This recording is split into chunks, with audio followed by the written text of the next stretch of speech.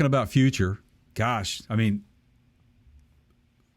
flip-flopping back and forth over the last several years on this new Volkswagen, what they call the VW ID Buzz, which is basically, it's the old transporter van, the old, VW van, the hippie van, if you will, from the 60s and 70s. I think they even went through, I think in the 80s too, didn't they? When did they stop making that? Yeah, I think so. I think the early 80s. Yeah, I think so. If I'm not mistaken. For a number of reasons, I think Volkswagen was headed in a different direction, as were a lot of auto manufacturers in that time. Right. But, that's a loved vehicle, man. I knew people back in the 70s that were friends of my family that they took their family vacations in that thing. Some of them had the pop-up tents in them. So the engineering, they were so well thought out. I think that helped contribute to that love that you're talking about. Mm-hmm. Things about basically taking a smaller space than your typical RV. Right. And you being able to sleep, as many people as they could, having a kitchenette, sometimes a refrigerator, sometimes a cooktop in a lot of them, right? Right. Some of them water, some of them, small. Yeah. Like, this is German engineering at its finest, Yes. right? Yes, it is. It really is. And it's, I watched the reveal of this thing live. And basically, here's what what's said about it is that after 5 years, okay, and this is no lie, it's long awaited. It really is. It was revealed. They revealed that the all-electric van, it was a virtual, they revealed it during a virtual event. And it basically likens back with what they it goes back to its iconic Type 2 microbus. And they say, think hippies, et cetera, flower power and peace signs, which you totally get that feel with this thing anyway. But they brought in a heavy hitter, which is the first that I have seen. I got all kinds of thoughts on this. So let's talk about it. Tell them who was involved in the reveal. Okay. This is awesome. So I thought it was great. Now, good for most VW. of us know him from his most iconic role as Obi-Wan Kenobi, right? Yep. Ewan McGregor. You know him from Moulin Rouge, Jay. Okay, yeah. Which I'm sure just watched for Nicole Kidman. But yeah. Exactly. I'm joking. Famous Star Wars actor, among many other things, and lots of credits, but probably his most famous role being that of Obi-Wan Kenobi. Right. The young Obi-Wan Kenobi, not the original Obi-Wan or Ben Kenobi, as Luke called him in Episode 4. That was a different actor. Okay. Right. So VW, who's got deep pockets and owns lots of, they own Bugatti, they own lots of automobile, Ducati, all of it, right? Brings in somebody who is polished to do their presentation. Right. That's expensive, but now you watched it, I didn't. I feel like without having watched his delivery, I feel like that's the way to go. Hire an actor. These CEOs that want FaceTime and they stand in front of the camera and they do their, even Tim Cook. Like I'm watching Tim Cook and I can tell like it's, it's a CEO doing, basically a recorded. It would be better with somebody that's used to their day job, if you will, is standing in front of a camera talking, right? So was it worth it? Whatever he costs, was it worth it? I think it was because it wasn't what I expected once they got into it, which is something that I did not know about Ewan McGregor, but he is a big fan of Volkswagen. He collects Beetles. He has quite a few himself. He got into the discussion on that as a kid growing up. That's what he grew up with, VW Beetles. Loves them. So he was kind of a perfect fit for someone who is not only a VW enthusiast, but is also very recognizable to the rest of the world, no matter what part of the planet you're on, who didn't watch Star Wars and who doesn't know or who what he is. planet you are on. Exactly. Exactly. Okay. What was well played throughout this, in my opinion, Naboo, Coruscant, Tatooine. I can keep going. Okay. Sorry. All right. Continue. Well, so the styling of this vehicle, they didn't steer away much from the old look of the VW microbus, if you will. And I thought that was huge. It proved to be huge for Ford when they brought the Mustang back. It proved to be huge for Ford when they brought the full-size Bronco back. In its styling, how it looked, it pays homage to the old one. VW did exactly the same thing that we had hoped that they would do with this, which is bring back the microbus, but give it that same old 60s and 70s feel that you saw with surfboards on the top, with peace signs on the outside of it. But it's an all-electric vehicle. But with modern amenities. But with so we're modern not going, amenities. We're not doing the whole sort of 70s, the bad parts of the 70s. Exactly. We're just trying to capture that vibe. Yes. Now, okay. Here's what's the also free spirit. Right. Here's what's also very, very cool about this reveal, and I think you were most interested in, was they didn't paint themselves into a corner here with just this one bus model. They decided to do a passenger and a cargo variant. Very, very smart on Volkswagen's behalf. Yeah, because nobody's doing any sort of delivery services in a pandemic era. Right. With groceries, consumable goods. Right. No, there's none of that going on today. Oh, and there's no plumbers running around with tools in the back of their van. There's no pest control folks that are getting out, helping you with the insect problems that you might have.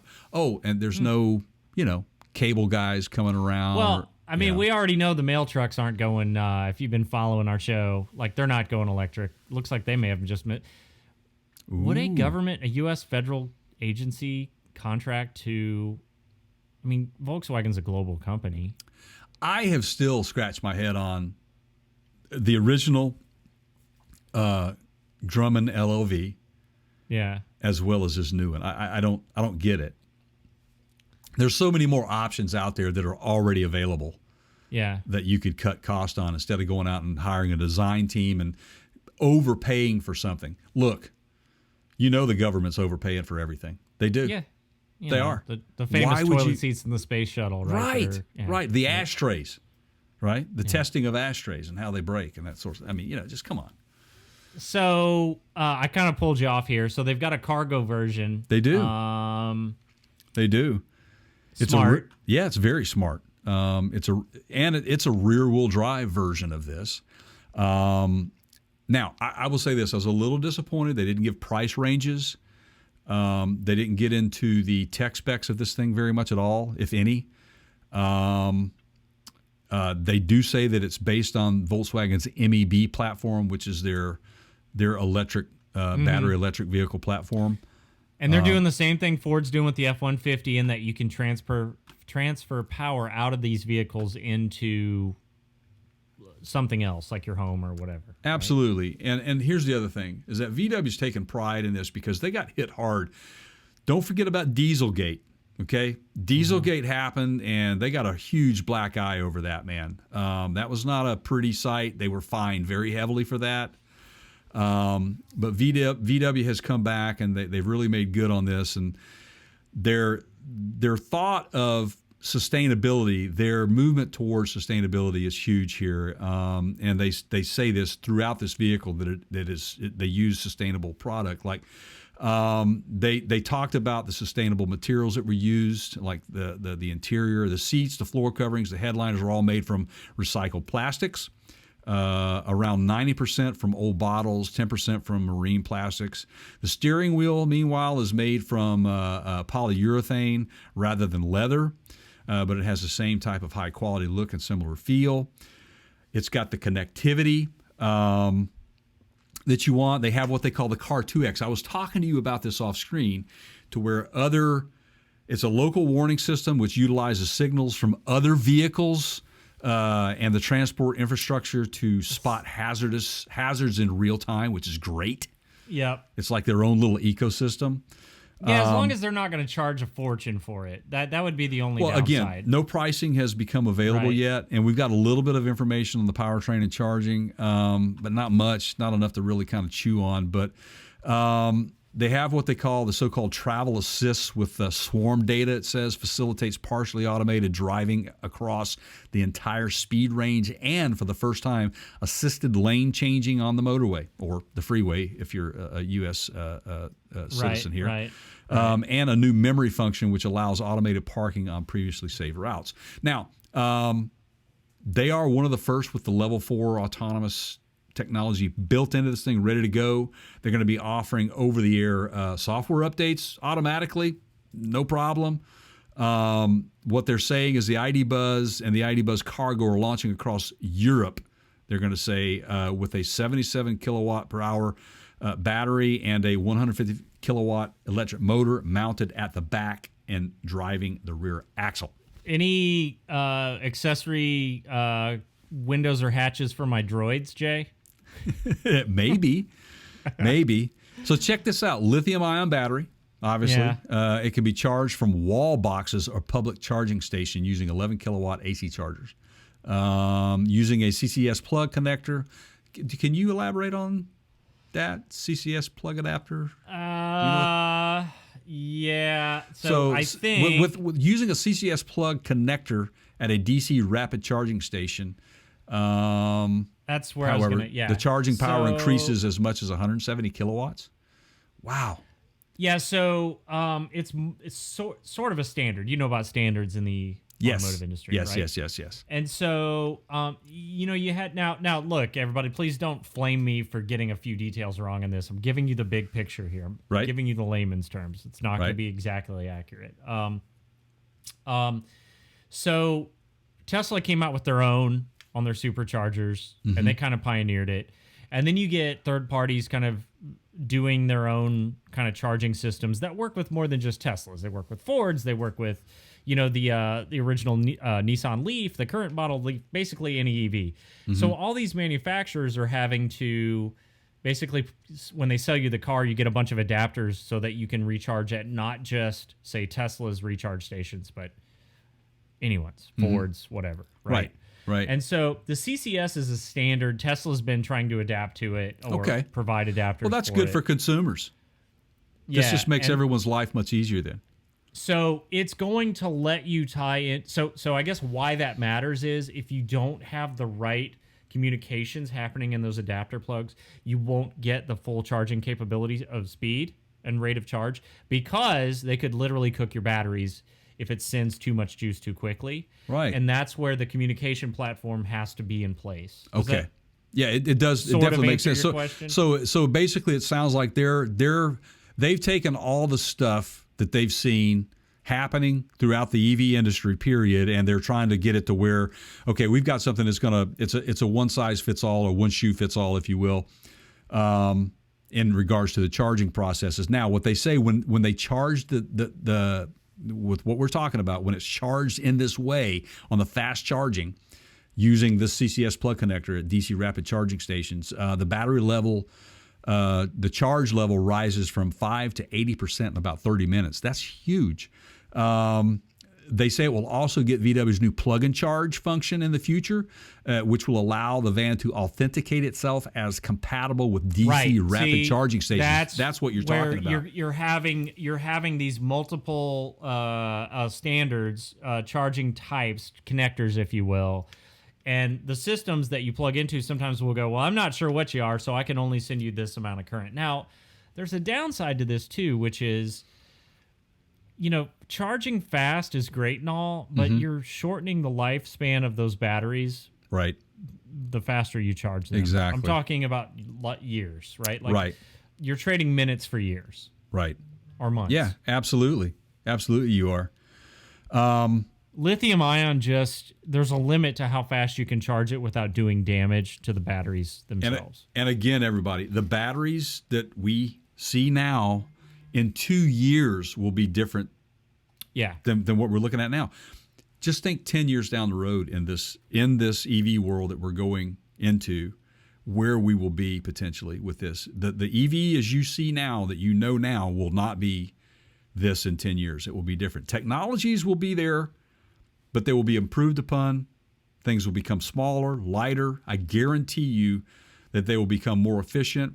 because at the rate that we're growing the EV market, they kind of almost have to. They don't want to paint themselves in a corner where they're left with bunches of vehicles out there that are junk. They have to.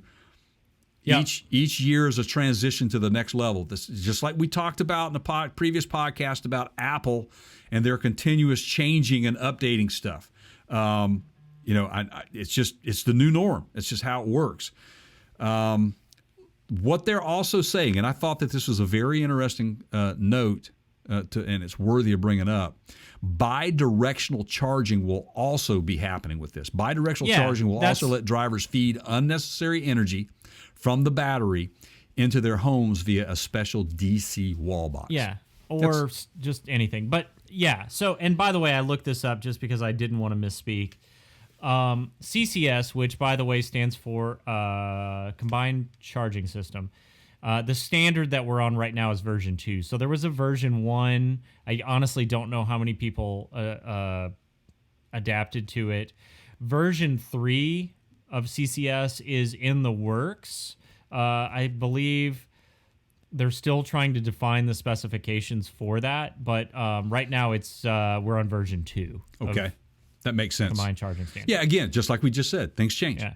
And it will. It'll change for the better. So welcome to change, guys. I'm telling you. Yeah, right. 5 years down the road, that might be when I seriously look at, especially when the DeLorean comes out. That might be when I'm looking at an electric vehicle. Right. And there's a certain amount of backwards compatibility you have to factor in because, you don't want to have a standard that comes out next year not work with cars that were made last year. Right. That would be bad.